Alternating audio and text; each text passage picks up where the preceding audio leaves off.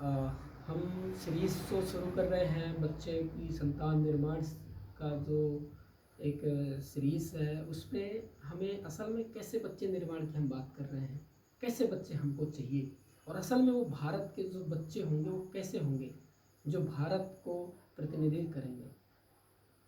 वो बच्चे जिनके अंदर असल में तेज होगा, सूर्य की तरह तेज होगी उन बच्चों में, चंद्रमा की तरह शीतलता को लिए हुए वो बच्चे, मन में जिनका कंट्रोल होगा, वाणी में जिनके ओज होगा, वो असल में भारत के वो बच्चे होंगे। भारतीय संस्कृति के प्रति वो सम्मान और उसके प्रति वो समझ, पाखंड और अंधविश्वास से ऊपर उठ करके वो असली संस्कृति की ओर बढ़े, असली समझ विकसित करे, इस प्रकृति को समझे।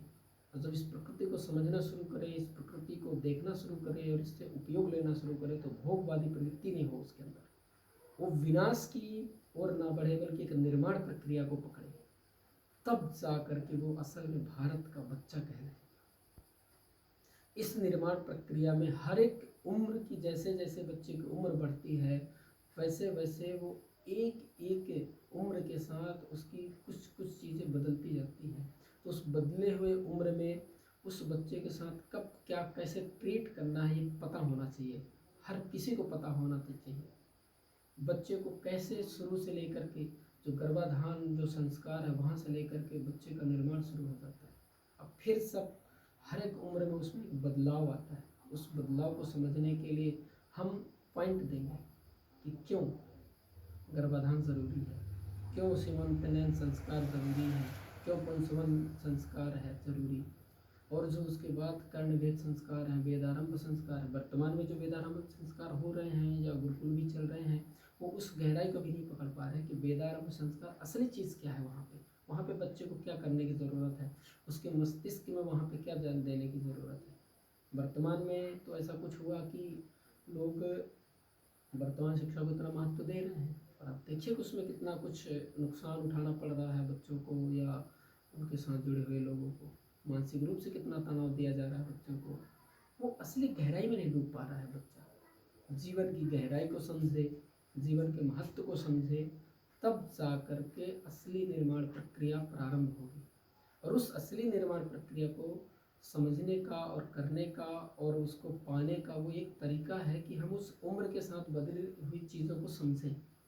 हर उम्र में आयुर्वेद का एक उसमें एक चीज़ आती है तो वहाँ पे एक प्रक्रिया बताई जाती है कि कब बच्चे को क्या करना है। पंचकोश की बात होती है।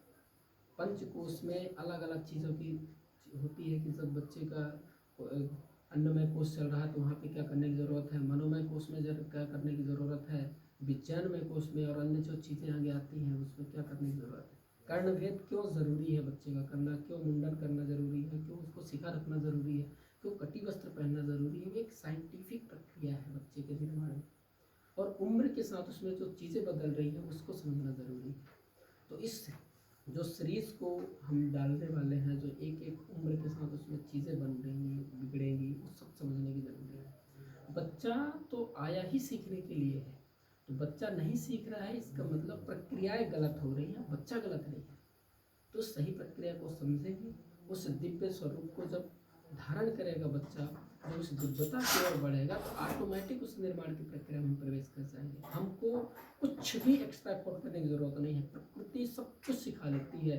असल में उस प्रकृति से हमने जोड़ने की ज़रूरत है। बच्चे को उस प्रकृति के साथ आप जोड़िए, निर्माण की प्रक्रिया वहीं शुरू होगी जब उस प्रकृति से जुड़ेगा। अदरवाइज जो चीज़ें चल रही हैं वो मात्र ऊपरी दिखावा और मात्र एक लोलुपता की ओर बढ़ रहा है, गहराई में नहीं जा पाएंगे यदि हम उस गहराई को नहीं समझ पाएंगे। तो उम्मीद है अभी आगे जो सीरीज आएंगे उस एक एक गहराई को समझने के लिए हम करेंगे।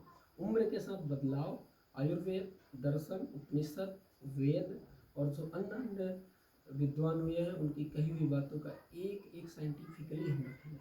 इतने बेहतर तरीके से निर्माण प्रक्रिया को समझेंगे कि आप हर एक उम्र में आप पकड़ पाएंगे अब ये करना है, अब ये उम्र हो गया, अब इस उम्र में ये करना है बच्चे का, अब ये उम्र हो गया बच्चे के साथ अब ये करना है, और वो सीखता जाएगा। ना आप सिखा सकते, ना मैं सिखा सकता, कोई नहीं सिखा सकता, वो खुद ही सीखता है।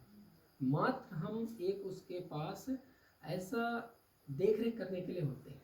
पेरेंट का मतलब है उसको देख रेख करना, अभिभावक का मतलब है देख रेख करना। उसको सिखा नहीं सकते, बच्चा स्वयं से ही सीखता है, और स्वयं से सीखने के लिए हमको वो एक माहौल देना ज़रूरी है, बाकी तो इससे ज़्यादा कुछ भी करने की ज़रूरत नहीं है, वो सब कुछ सीख लेगा।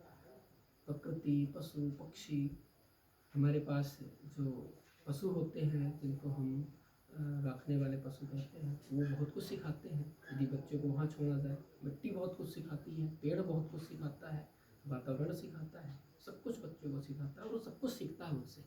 असली यदि वो कनेक्शन उसका ना बिगड़े तो सब कुछ सीख जाता है, कनेक्शन की बात है। तो इस सीरीज़ को अभी आगे बहुत बेहतर तरीके से रखने वाले हैं और बहुत बेहतर तरीके से समझाने वाले हैं। आगे आगे वीडियो आनी शुरू होंगी। अभी तक के लिए धन्यवाद, आप सभी का धन्यवाद।